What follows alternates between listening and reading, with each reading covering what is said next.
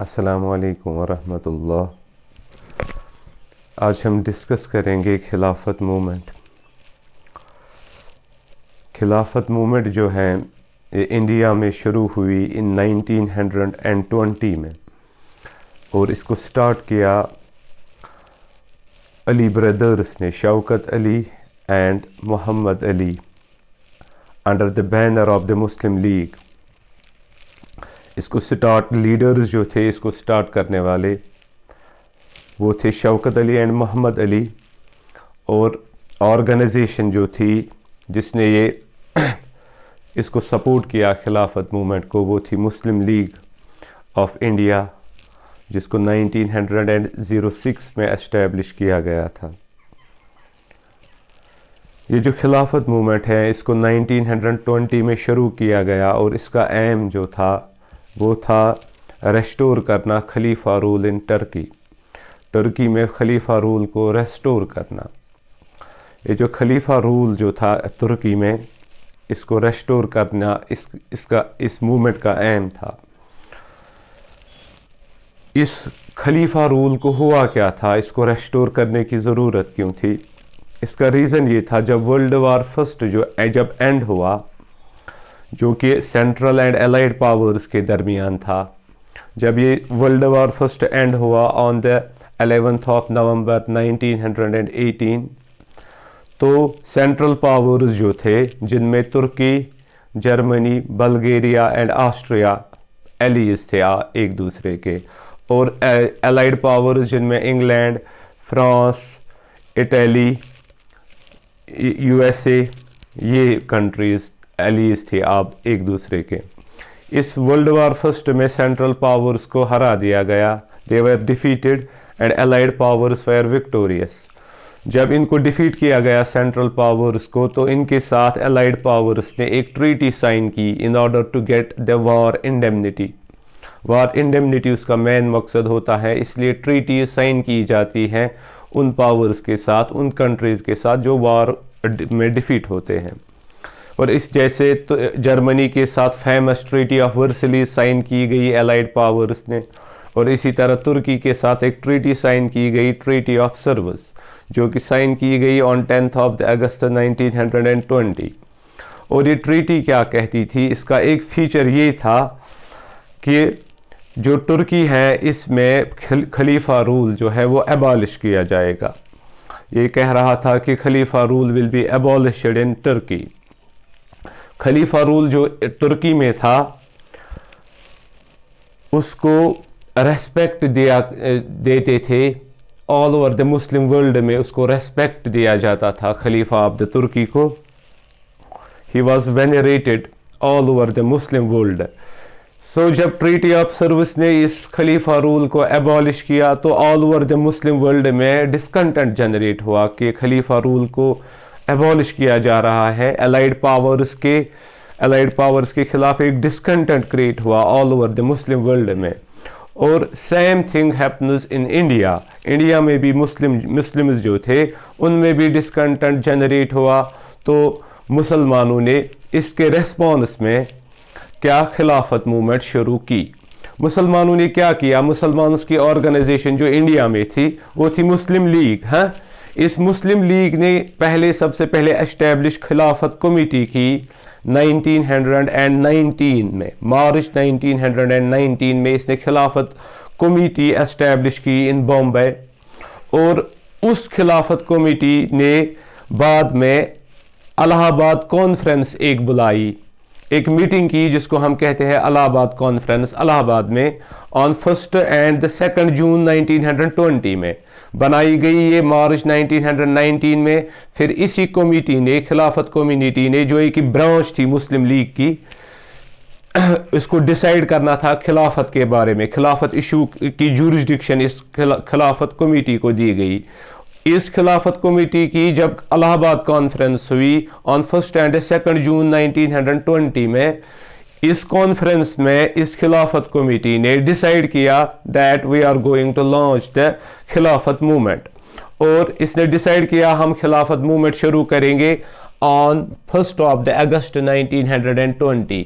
इस तरीके से खिलाफत कमेटी ने इन इलाहाबाद कॉन्फ्रेंस में डिसाइड किया कि हम खिलाफत मूवमेंट स्टार्ट करेंगे और खिलाफत मूवमेंट शुरू की गई ऑन 1 अगस्त 1920।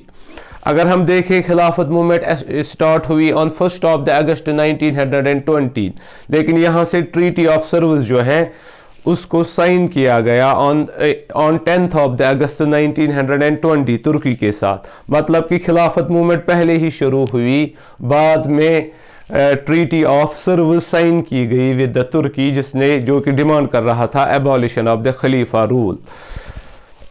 लेकिन इंडिया में पहले ही मूवमेंट स्टार्ट हुई। इसका रीज़न ये था, जब सेंट्रल पावर्स ने 1918 में डिफीट किए गए वर्ल्ड वार फर्स्ट में, तो all over the Muslim world ये पता ही था, after the end of the war के बाद ही पता ही था all over the Muslims of the world को कि एलाइड पावर्स तुर्की के साथ एक ट्रीटी साइन करेंगे जिसमें वो एबॉलिश करेंगे खलीफा रूल है। इसी वजह से Muslims of all over the world and in India they were prepared, पहले ही वो प्रिपेयर्ड थे कि हम खिलाफत मूवमेंट लॉन्च करेंगे before the signing of the treaty of the service. ये पहले ही मुस्लिम्स को, इंडियन मुस्लिम्स को भी और all over the world Muslims को ये इंफॉर्मेशन थी, रूमर्स थे कि खलीफा रूल को एबॉलिश किया जाएगा टर्की में। Because of that Indian Muslim league, खिलाफत committee of the Muslim league started the movement earlier before the signing of the treaty of Sevres on 1 August 1920 and treaty was signed on 10 August 1920. This movement was not dominant in India. This movement was not dominant because its main reason was that Muslims were not in majority in India. Muslims were at that time minority in India, and still today they are in minority. So the participation was of only Muslims. So because of that it was not too much dominant that it can influence the British government to change this feature of the Treaty of Service. लेकिन ये movement dominate हुई बाद में, इन 1921 में ये dominate हुई। इन 1921 में ये डोमिनेट हुई कब? जब इंडियन नेशनल कांग्रेस ने under the influence of the Gandhi non cooperation movement शुरू की। जब इंडियन नेशनल कांग्रेस ने under the influence of the Gandhi non cooperation movement शुरू की, और जिसका 3 एम्स थे, नॉन कोऑपरेशन मूवमेंट के 3 एम्स थे, और एक एम उसका ये भी था कि ये लॉन्च की गई इन support of the Khilafat movement. जो इंडिया में मुस्लिम्स ने खिलाफत मूवमेंट शुरू की, ये नॉन कोऑपरेशन मूवमेंट का 3 एम्स थे, उनमें एक एम इसका ये भी था कि ये लॉन्च की गई इन support of the Khilafat movement. और गांधी ने क्यों इन्फ्लुएंस किया इंडियन नेशनल कांग्रेस को कि हम नॉन कोऑपरेशन मूवमेंट शुरू करेंगे इन support of the Khilafat movement? क्योंकि वो इससे चाहता था कि हम हिंदू मुस्लिम यूनिटी डेवलप करें। हाँ, उसने इसको एक अपॉर्चुनिटी ली to develop the Hindu Muslim unity. हाँ, इसलिए गांधी जी ने आईएनसी को इन्फ्लुएंस किया कि हम नॉन कोऑपरेशन मूवमेंट चलाएंगे, जिसके 3 डिमांड्स थे, और एक डिमांड उनमें ये भी थी, एक एम उस नॉन कोऑपरेशन मूवमेंट का ये भी था कि इसको हमने लॉन्च किया in support of the Khilafat movement. Due to this participation of the Hindus in the Khilafat movement, due to this participation of the Hindus in the Khilafat movement, this becomes to some extent dominant movement, because now the Hindus also begin to support the Muslims in Khilafat movement.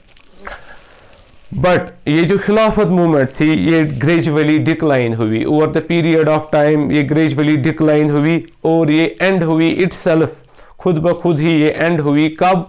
जब nationalism movement जो चल रही थी तुर्की में, खुद तुर्की में एक nationalism movement चल रही थी under the leadership of the Mustafa Kemal Ataturk, और वो मुस्तफ़ा कमाल अतातुर्क ने इस नेशनलिज्म मूवमेंट जो कि तुर्की में उसने शुरू की थी, वो इसमें सक्सेसफुल हुआ, ऑन 3 मार्च 1924 में जब उसने खलीफा को प्रैक्टिकली एबॉलिश किया। उस वक्त के खलीफा का नाम था, जो खलीफा था तुर्की का, अब्दुल मजीद सेकंड। उसको उसने प्रैक्टिकली एबॉलिश किया, खलीफा इंस्टीट्यूशन को, और खलीफा को डिथ्रोन किया, अब्दुल मजीद सेकंड को, और तुर्की को एक रिपब्लिक कंट्री बनाया under the movement of nationalism. इसका नाम है मुस्तफ़ा कमाल अतातुर्क, जिसने नेशनलिज्म मूवमेंट तुर्की में शुरू की और तुर्की को एक रिपब्लिक कंट्री बनाया। ऑन द 3 मार्च 1924 में इसको एक रिपब्लिक कंट्री बनाया बाय एबॉलिशिंग द खलीफा institution practically, by dethroning the Abdul Majid second.